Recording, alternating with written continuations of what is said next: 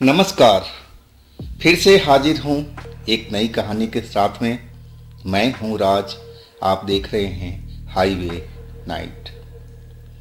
आज की कहानी सुरेश जी की है। सुरेश जी फौजी हैं और देवरिया जिला के रहने वाले हैं, उत्तर प्रदेश के। उनकी पहली कहानी मैं पहले डाल चुका हूँ और ये जो कहानी है ये इनकी अगली कहानी है, मतलब दूसरी कहानी है। सुरेश जी एक स्पेशल बच्चा थे। गांव में लोग लमेरा बच्चा कहते हैं।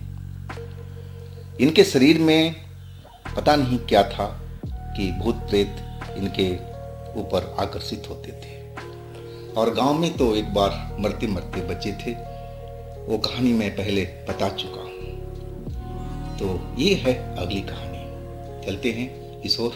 लेकिन आगे जाने से पहले दोस्तों, अगर आप मेरे चैनल पर पहली बार जुड़े हैं और अभी तक मेरे चैनल को सब्सक्राइब नहीं किया है तो कर लीजिए और साथ में बेल आइकन को ज़रूर दबाइएगा। तो शुरू करते हैं आज की कहानी। दोस्तों, मेरा नाम सुरेश है। मैं फौज में छुट्टी पर गांव आया था और वहाँ पर जो हादसा हुआ वो अगली कहानी में मैं बता चुका हूँ। अब मेरी छुट्टियाँ ख़त्म हो गई थी। अब मैं अपने ड्यूटी पर निकल चुका था। मेरी ड्यूटी ऐसे यूनिट में थी जो बिल्कुल निर्जन जगह पर था और वहाँ पर कुल गिनती के कम ही लोग थे। वहाँ पर मैं ड्यूटी अपना कर रहा था और कुछ महीना करने के पास में जो वहाँ के लोकल लोग थे उनसे भी अच्छी खासी हमारी दोस्ती हो चुकी थी। और उनमें एक ड्राइवर था और मैकेनिक था। वो मेरा अच्छा खासा जानकार हो चुका था और इसके बाद मुझे दूसरी जगह पर ट्रेनिंग में जाना पड़ा था कुछ महीनों के लिए। मैं कुछ महीने की ट्रेनिंग करके फिर वापस उसी यूनिट में आया और पहली ही रात जब वहाँ पर मैं ड्यूटी ज्वाइन किया ट्रेनिंग से आने के बाद में, तो मेरी ड्यूटी एक गार्ड की लगी थी, यानी मुझे रखवाली करनी थी गन के साथ में। और ड्यूटी लगी थी रात को 12 बजे से लेकर के सुबह 4 बजे तक का, मतलब 4 घंटे की ड्यूटी थी मेरी। अब तो जो भी ट्रेनिंग से आता था या छुट्टी से आता था यही ड्यूटी उसको मिलती थी और मुझे भी यही ड्यूटी मिली। अब मुझे ड्यूटी तो करना ही था और ड्यूटी मुझे मेन जो गोदाम था वहाँ पर मिली थी। मैं अपना एक वॉकमैन लेके आया था।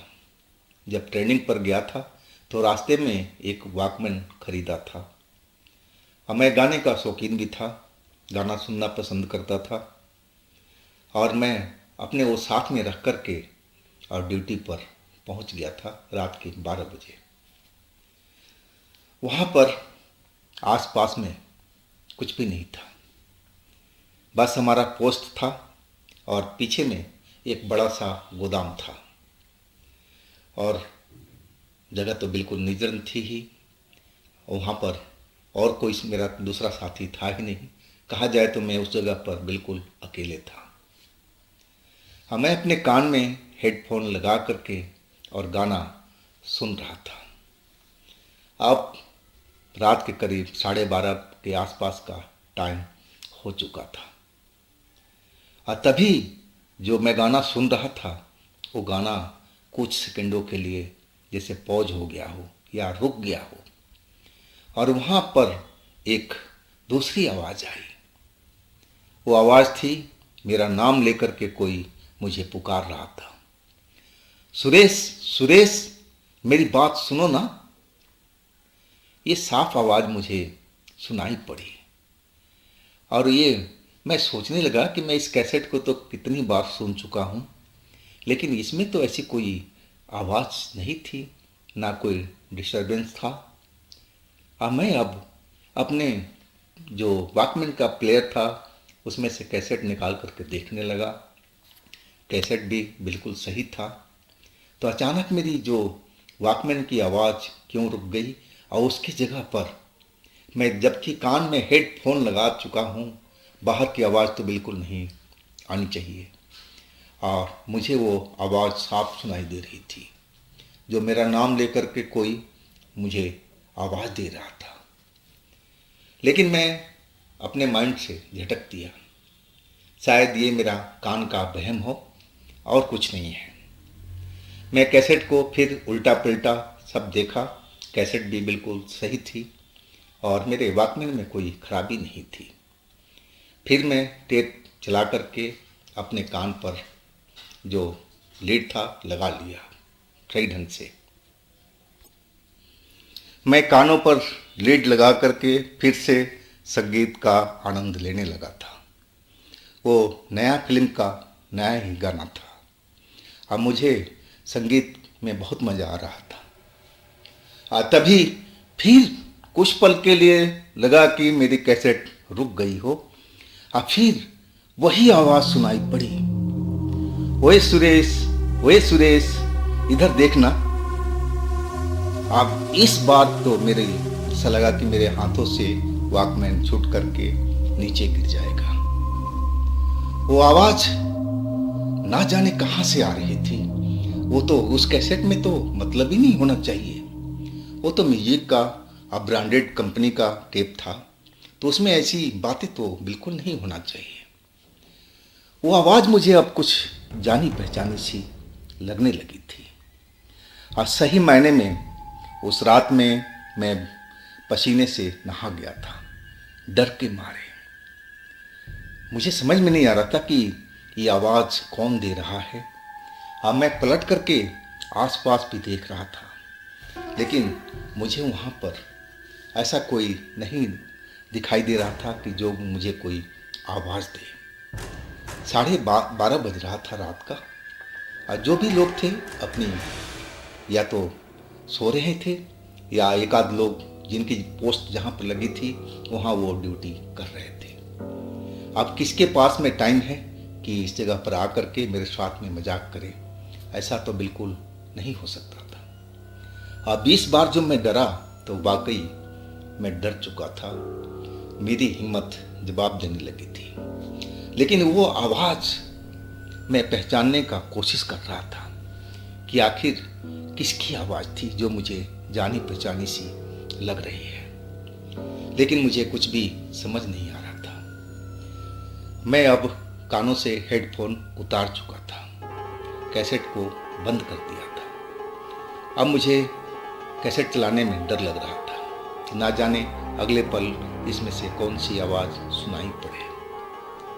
अब मैं सब कुछ बंद करके एक साइड में रख दिया था। अब मैं सतर्क होकर के अपनी चेयर पर बैठा और फिर सोच रहा था कि मेरे साथ में ये सब क्या हो रहा है। मेरे पास ही क्यों काली शक्तियाँ मंडराती हैं, मेरे पास ही क्यों भूत प्रेत आते हैं और जैसे वो मुझे बताना चाहते हो कि मैं भी यहाँ पर हूँ।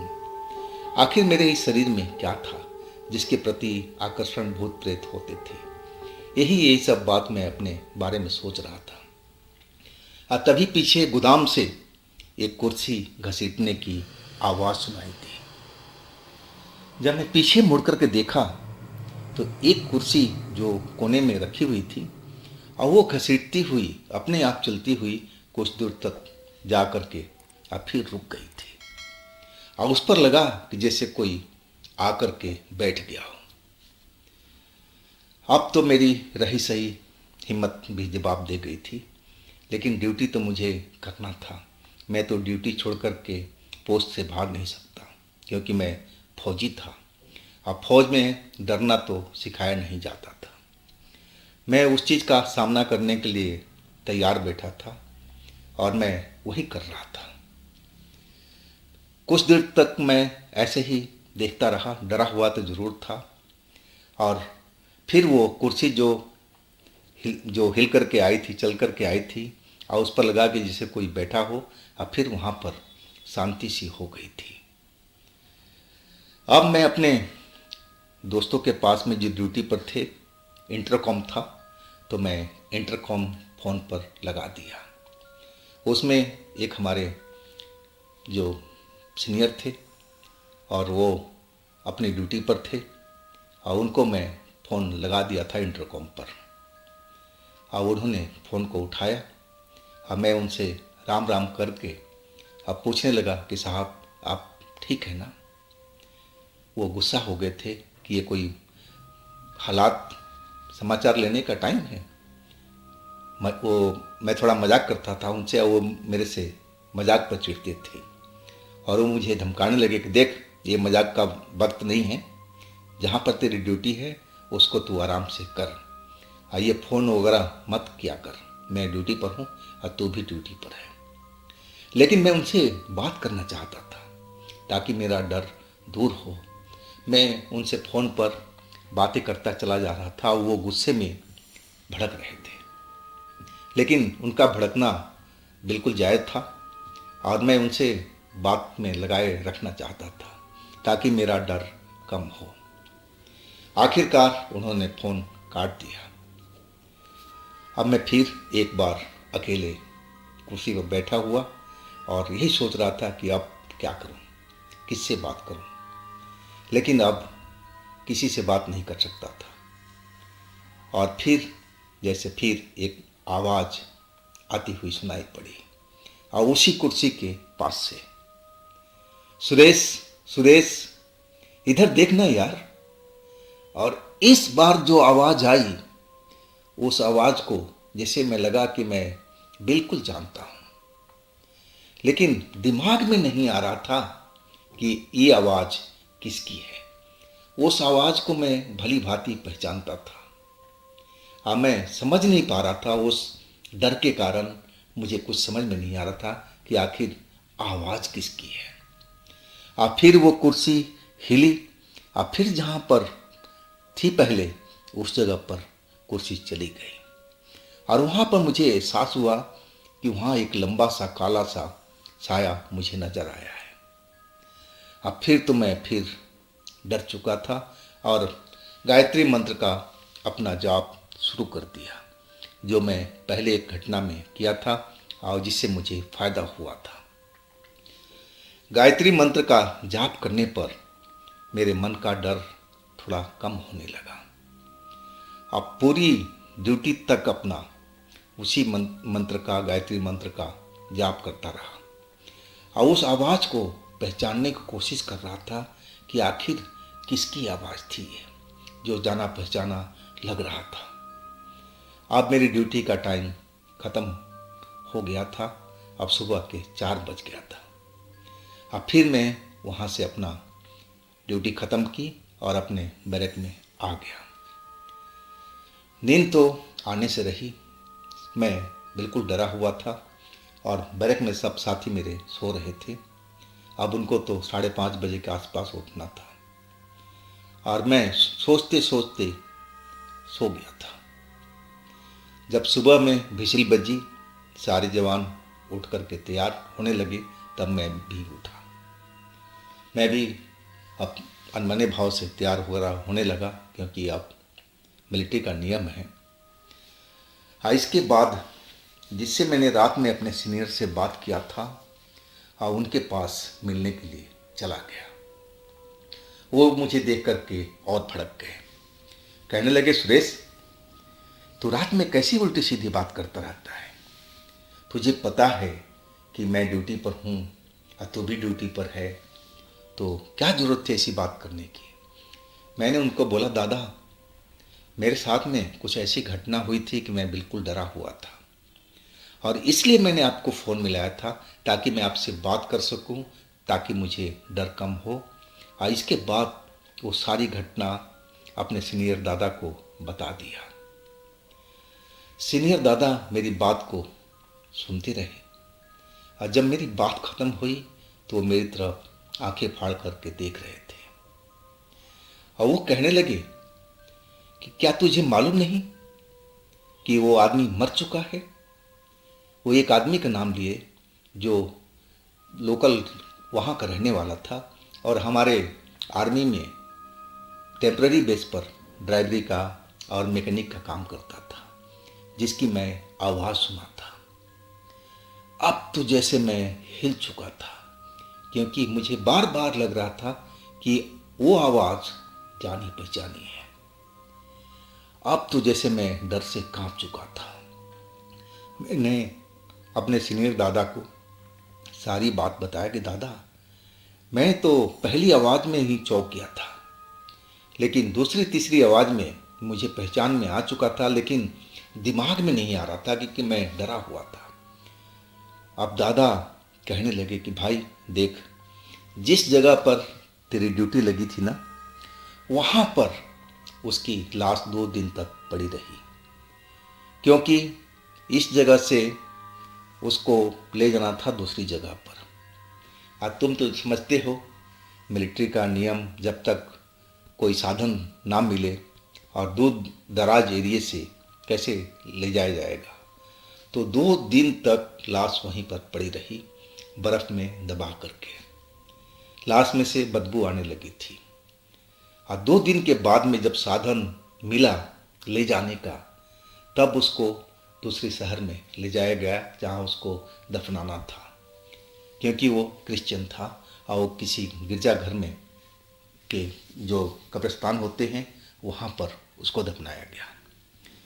और इसी कारण से शायद उसकी आत्मा उस जगह पर भटक रही थी, और तभी तो वो तुझे आवाज़ दे रही थी ताकि तू उसका कुछ मदद कर सके।